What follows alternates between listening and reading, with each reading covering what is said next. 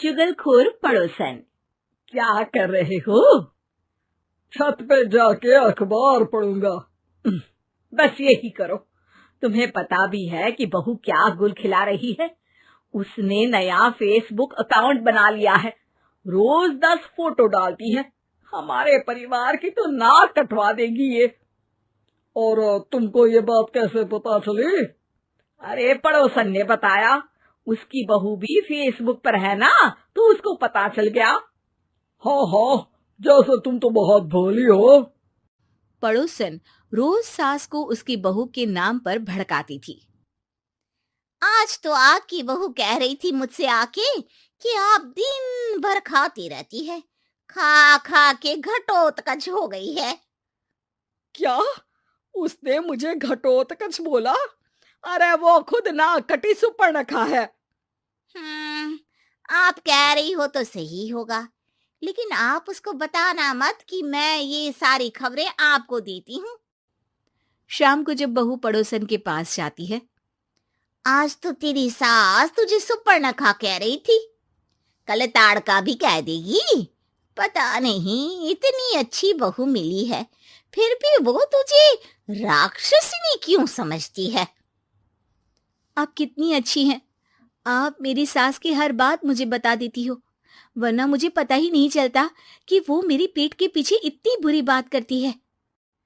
चालाक पड़ोसन रोज ही दोनों सास बहू के सामने उन दोनों की ही बुराई करती और चुगली करके बातें बता देती, ताकि दोनों में हमेशा लड़ाई होती रहे। आपने तो बस छत पे बैठ के अखबार पढ़ना है और चाय के घूंट पीना है। बहू की वजह से मुझे तो जहर के घूंट पीने पड़ रहे हैं। कल वो मुझे मोटी घटोत्कच बोल रही थी। तो तुम भी तो उसको नाक कटी सुपर्णखा बोल देती ना। हाँ हाँ, वही बोल दिया मैंने उसे। आप मुझे कितना समझते हो। बहुत अच्छे से। अब मुझे वो ये बात पड़ोसन ने बताई ना, वही तो है आपकी शुभ चिंतक। पर मैं इस बहू को ना सबक सिखा के ही रहूंगी। जरूर सिखाना चाहिए, पर आज तुम मेरे साथ शाम को छत पे बैठना, एक तरकीब बताऊंगा। बिल्कुल बिल्कुल, कितना ध्यान रखते हो जी आप मेरा। मैं ना सब ध्यान रखता हूँ। शाम को जब सास और ससुर छत पर बैठे होते हैं कि यहाँ खड़ी हो जाओ, यहाँ से ना तुमको पता चल जाएगा कि बहू की अगली चाल क्या है। अच्छा, कैसे? सवाल मत पूछो, जैसा कह रहा हूं वैसा करो। थोड़ी देर में ही छत पे बहू की आवाज आने लगती है। मेरी सास लायक ही नहीं है।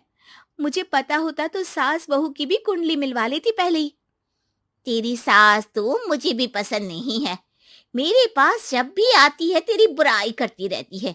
कभी सुपर्णखा कहती है, कभी हिडिंबा कह के कामचोर भी बोलती है, अरे कभी कभी तो चुगलखोर भी बोल देती है। काश आप जैसी होती मेरी सास। ऊपर छत पे पड़ोसन और बहू की आवाज सुन के सास के होश उड़ जाते हैं। समझी? जी समझी। सुबह तुम्हारे सामने ये बहू की बुराई करती है और शाम को बहू के सामने तुम्हारी। मतलब आप सिर्फ अखबार नहीं पढ़ते, सारी खबरें भी रखते हैं। अब तो इस पड़ोसन को भी सबक सिखाना पड़ेगा। शाम को सास बहू को जाके पड़ोसन की साजिश के बारे में बता देती है। हाँ, मुझे माफ कर दो माँ जी। तुम भी अपनी माँ जी को माफ कर दो, इन्होंने भी तो तुमको बहुत कुछ कहा है। अरे बस बस, अब ये सोचो कि पड़ोसन को सीधे कैसे करना है। अगले दिन सुबह पड़ोसन सास का इंतजार कर रही होती है, लेकिन वो देखती है कि वहां सास और बहू एक साथ आ जाते हैं। अरे अरे, आज दोनों एक साथ। हाँ, सोचा कि बहू की पीठ पीछे बुराई करने से क्या फायदा, मुंह पे ही बोलती हूँ मैं। हाँ, मैंने भी सोचा आपको 2 बार मेहनत करनी पड़ती है, एक ही बार में काम खत्म कर लोगी। हैं? वो मैं आप लोगों को कैसे पता चला? क्योंकि ऊपर वाला सब देख रहा है। पड़ोसन ऊपर देखती है, वहां ससुर खड़े होकर हंस रहे होते हैं। मतलब आप हमारी बातें सुन लेते थे? हाँ, सुन लेता था और मजे भी लेता था। आपको तो शकुनी होना चाहिए। क्या चाल खेली है आपने, एकदम सास बहू के सीरियल जैसी। तो बताओ पड़ोसन जी, मेरी बहू ने आपसे अब मेरे बारे में क्या बोला? यही बोला कि सास बहुत अच्छी है, बहुत ध्यान रखती है। अच्छा, और सास ने मेरी क्या बुराई की? नहीं ना की बुराई, हमेशा तारीफ करती है। भगवान सबको ऐसी सास दे।